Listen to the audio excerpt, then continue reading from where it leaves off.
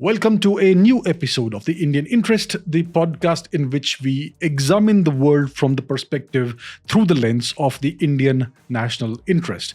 And in this video, I'm going to speak about the Jaishankar Doctrine. It's a topic I have spoken about before, but I would like to re-examine it in a little more detail because it is central to India's emerging position in the global geopolitical multipolar world order. So the Jaishankar Doctrine has come into focus ever since the events of February 24, 2022, which is the beginning of the Russian intervention in Ukraine. Now, as we know, India has adopted a neutral position in this entire matter. India has not taken the Western line. India has not toed the Western line and condemned Russia and voted against Russia. Neither has India taken the Russian perspective or the Russian side in this matter. India has adopted a neutral, independent foreign policy. And this has not gone down well with the West. We have seen a multitude of sharp reactions from various quarters in the West, from the media, from various think tanks, from various geopolitical, geostrategic and political experts, from diplomats, and all across Twitter. We see all these sharp reactions against India and this constant lecturing India and bullying India and castigating India and telling India essentially to get in line and do as you're told. And this has brought into sharp focus where India truly stands in the eyes of the West. It has exposed those who are India's adversaries as well as those who are India's well-wishers. And actually, this is how the West has always seen India. But these recent events have brought it all out into the open. In the past, it was all concealed under nice language and diplomatic speak and all that. But now it's all out in the open. It's all exposed in black and white. And this has also brought into focus India's well thought out, well-crafted and firm response to this Western sanctimony and hypocrisy and bullying. India has not given in. India is standing firm and India is crafting an independent foreign policy. So let's talk doctrine. What is a doctrine? A doctrine is a framework. It's a worldview. It's a set of principles and policies and strategies and tactics and practices. It's something that guides your actions in the pursuit of your objectives. A doctrine is where art meets science meets wisdom. A doctrine combines all three and offers a framework that has to be applied judiciously in the pursuit of your objectives. A doctrine focuses your actions. Without a doctrine, you are lost, you are rudderless, you are all slogans like look east and act east, but there is no progress in the direction that your nation needs to go in. So that's what a doctrine does. Every nation, every military, every organization needs a doctrine. So before we go into the Jaishankar Doctrine, let's talk a little bit about who Dr. Jaishankar is. So Dr. S. Jaishankar joined the Indian Foreign Service in 1977. Over a long and storied career as a career diplomat, he has served as ambassador to a number of countries, including China and the United States. He understands both countries very well.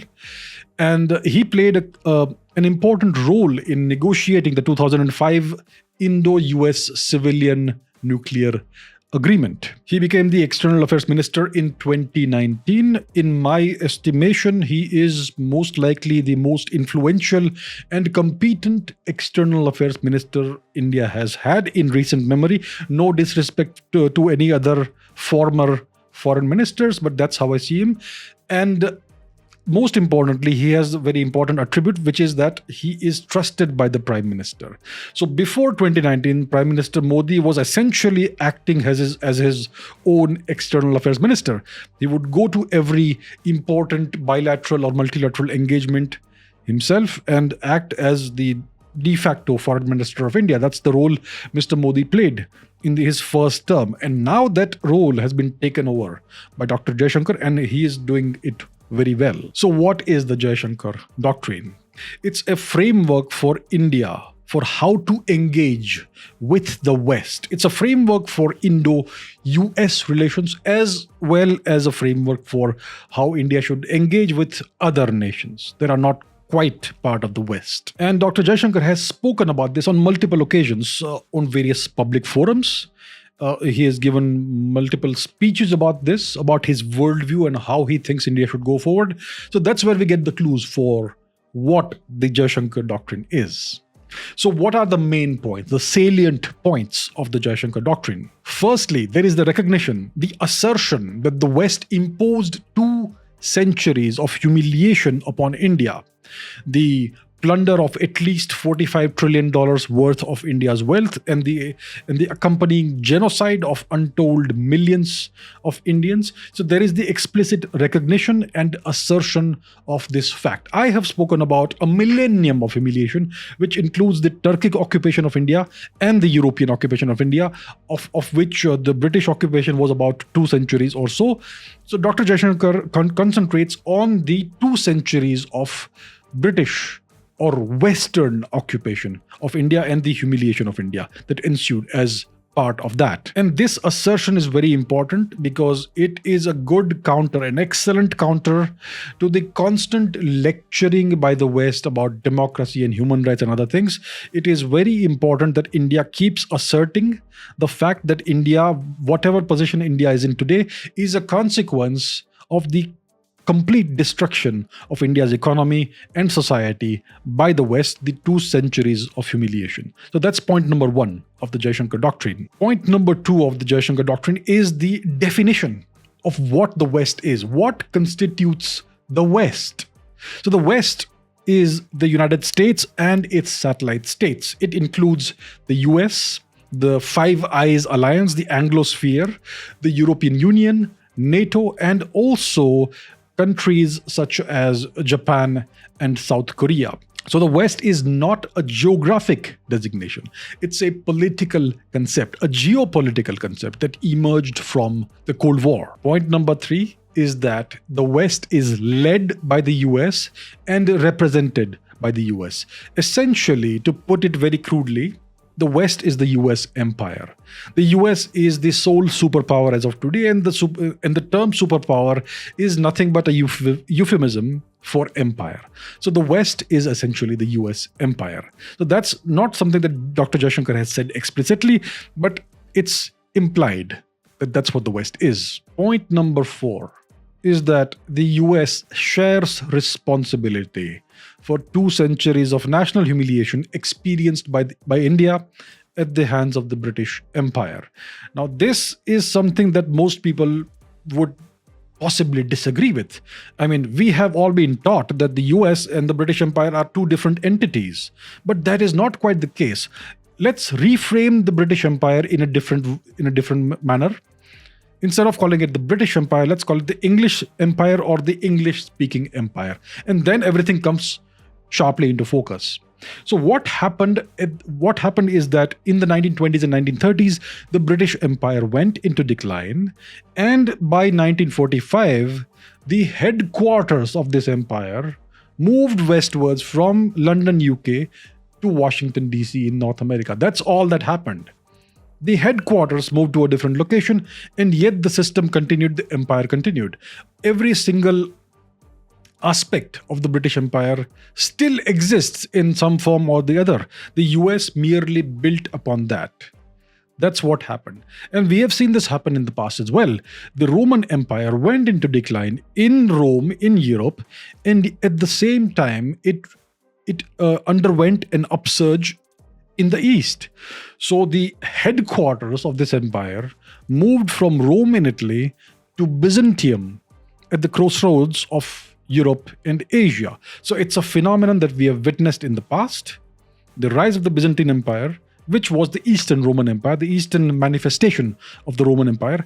And similarly, in 1945, the British Empire or the English-speaking Anglosphere Empire underwent a resurgence, and its headquarters was transferred to Washington, D.C., and that's where it has been ruling from ever since. So the US is essentially a continuation of the British Empire. And because of that, the US shares responsibility for the 2 centuries of national humiliation that India experienced at the hands of the English-speaking people. And if you look at history, much of the US was built out of wealth plundered from India. Look up Yale University. Eliyahu Yale was a British East India Company official who eventually ended up founding Yale College, which became Yale University. His entire wealth came from the wealth plundered from India. And there are lots of other examples. Much of the US has been built with wealth extracted out of India. And much of the West has been built from wealth stolen from India. And therefore, the US shares responsibility for the 2 centuries of national humiliation experienced by India at the hands of the British. The 5th point of the Jaishankar Doctrine is that Russia and the USSR are not part of the West. They are part of the East, which includes India, and therefore Russia does not share responsibility for the 2 centuries of national humiliation that India experienced at the hands of the West. Russia is not the West. The USSR was not the West. This is an Eastern entity that includes India. The East includes India. Point number 6 is that today the West both supports India and suppresses India. The objective is very clear. India should neither become too strong nor too weak. India should stay somewhere in between so that it can be used to achieve whatever geopolitical objectives the West has, essentially as a form of a counterweight against China. But the West doesn't want to make the mistake it made with China. It allowed China to rise. It aided and abetted the rise of China. This mistake will not be made again. They do not want India to become a future competitor at some point in the next 10, 20, 30 years. And therefore, the West suppresses India in a variety of ways while supporting India in certain ways. So there is an explicit recognition of this fact. So what's the way forward for India? And that is point number 7. India's way forward is strategic autonomy, multi-alignment in a multipolar world. Note that this is not the same as non-alignment. India will align itself in a variety of ways with multiple nations based on shared interests. So that is the way forward for India. Point number 8. India will engage in full, complete cooperation with the West when it comes to economic development activities. Complete cooperation in this regard. But point number 9, India will engage in issue-based cooperation with the West when it comes to security matters and strategic and geopolitical matters. India will prioritize its national interest. India will put its national interest first. It will prioritize shared interests over shared values. And India will exhibit complete autonomy when it comes to its geopolitical choices. Now, this emphasis on shared interests is interesting because you will always see the US talk about shared values when it comes to its relationship with India. And yet, when it comes to the US relationship with Pakistan, they always emphasize about shared interests. Now, it's interesting that in geopolitics, as well as in life, shared interests always trump shared values. So the US likes to emphasize values when it comes to India, but interests when it comes to Pakistan. So India is now going to emphasize and prioritize shared interests over shared values. So what we are witnessing now is the slow, gradual, but increasing resistance to Western interference in the internal matters of India. The West has a policy of using democracy and human rights and press freedom and religious freedom as sticks to beat India with and as levers to apply pressure on India with. Now there is a slow, gradual, but increasing resistance to these attempts to pressurize India. And we are now also observing, since the beginning of this year, a flurry of diplomatic activity centered around India. Lots of diplomats and world leaders coming to India, Indian diplomats and ministers and officials visiting other countries, a big flurry of diplomatic activity happening right now. So India is apparently emerging as a third global pole in a multipolar world order.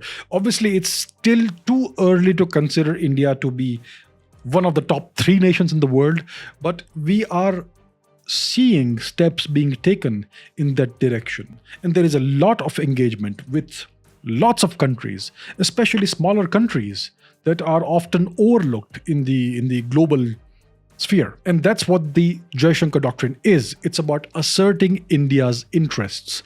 It's about putting India's national interest first. It's about engaging with the world on the basis of shared interests and mutual respect. It's about creating a genuinely free and fair, rules-based, multipolar world order. It's about ensuring that India rises rapidly to its full potential. It's about ensuring that India eventually reclaims its rightful place in the global order. Thank you for watching this video. I hope you liked it, and I will see you in the next one.